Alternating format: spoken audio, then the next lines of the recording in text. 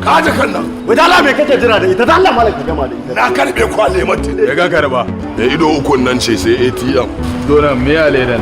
Da Allah dan annabi ku yi hakuri kan ku raba da ledan nan. Yadda aka yi abin da yake cikin ledan nan ya fi abin da aka karba muhimmanci. Ke ba mu. Aka ce ki kawo. Za ki bashi ko kuwa? Da ciwa sa nake. Na lalata miki abin. Da faida. Ba ta wayarta da ATM ta. Ki hakuri razana ki da aka yi wannan ta mace dama mana san. Dan Allah dan annabi ku yi hakuri kan ku raba ni da shi na mahaifiyata ne. Mu famfo aka mar da muka fito. Kai iyaye darri. Kai ce mahaifiya ka ina wata magana ungo.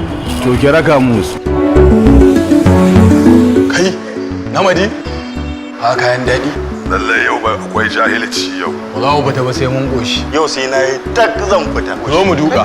Ku dakata, ai dole sai mun yi oda sannan za mu iya shiga ciki. Bi dalla wace oda? Mun to ayin wace dalla ko ma nawa ne ba mu ci iku kudin nan ba biya su.